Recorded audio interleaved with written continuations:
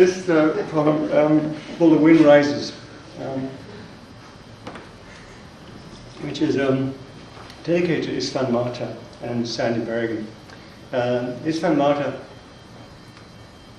was a great Hungarian composer who made this CD called The Wind Rises, in which he collages music he composed, music from village bands, the sound of dogs barking on the edge of the village, a helicopter flying over, all this sort of what they term ambient sounds. And it's an amazing reproduction of the world. And Sandy Berrigan's a quilt maker in Northern California. And well, it's about getting older, really. After the goodbyes, the first steps out across the ice and snow, as though the first steps of one's life, white breath, one foot after another. A black, wind-torn night, and the sound of footsteps crunching on unseen ice. A glowing light trembles on the side of a distant cowshed. We get older. The past autumn, a memory that now warms us. A journey back to the city. An old woman and her grandchild climbing into the provincial train carrying baskets of dark plums. Dogs barked at the edge of a village as crumbling cement walls faded into a soft, smoky dusk. The last clamor of rooks, a distant car, barely seen, not heard. The clatter of a helicopter flying low, home. From that dusk into this night, so quick despite the weeks, shot back into the present. In your cabin you lean forward to sew a quilt or read a letter. Leagues away, I enter this darkness. In the black cold eye, a curtain is pulled closed. To reach sleep one way or another. But wherever, the ghosts are with us. We live with them, that loss. Loved ones gone one way or another. Dead or alive, they're with us. Sharing a view, a joke, some music, guiding or grieving us. Is that what getting old is? Learning to live like this? That strength increasingly needed? Or sink into gaga?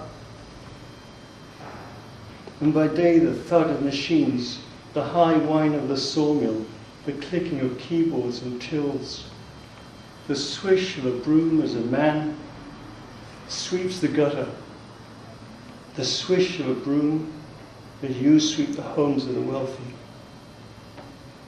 Winter birds clear against the grey sky as night falls, snow falls on near silent factories, heavy forests. You lean towards the light, pause. Neighbour calls in the dark. Tender hips you dream, dear heart. Forever in this, but not forever in this chilling night. I know there are places to go, stumbling over frozen ruts and furrows, one foot after another, steering through half-night outlines, the black silhouettes of hills and trees.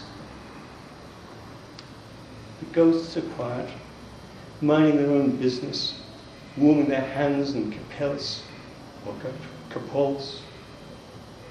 Pole star to a foreign land where no one will follow, in black or white or golden gown.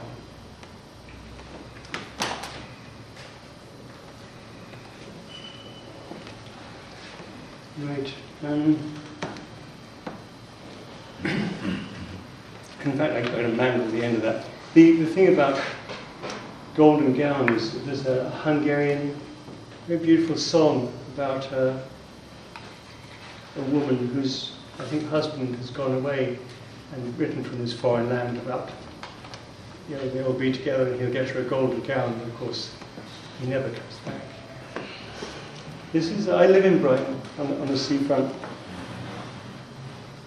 and over the years I've written a lot of poems about it, to the point where my friends would say, "Oh God, not another Brighton poem." And this is titled "Gorgeous, Yet Another Brighton Poem." The summer's here, down to the beach to swim and lounge and swim again. Gorgeous bodies, young and old. Me too, just gorgeous, just feeling good and happy and so at ease in the world. And come early evening, the red sun setting, the sea all silky, small gentle surges along its near still surface. And later, the new moon hung over the sea, a stippled band of gold across the black water, tiger's eye. I walk home, the air so soft and warm, like fur brushing my body.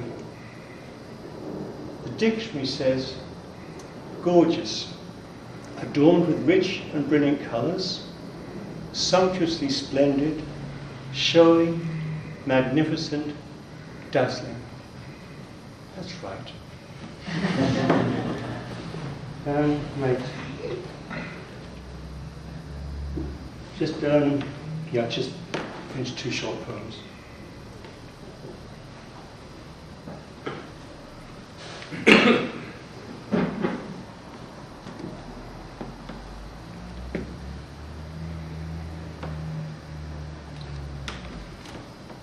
Poem titled Pagham Harbour Spring, remembering my daughter.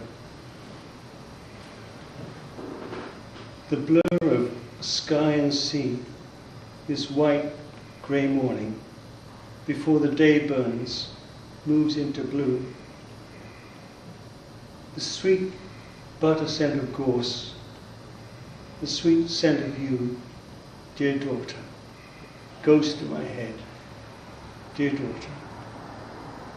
The mudflats and salting shine as the children run by along marsh edge and the high dyke bank. Egret and oyster catcher, dunlin and sandpiper. In the distance a train passes, where a short, neat man pushes a refreshment trolley, his clean white shirt immaculately ironed, his black waistcoat just right. The quiet dignity of him as he passes through the hours. You'd know this, the particulars, were you here, held in the wide sky arc, the children running on the dyke bank, absorbed in this world.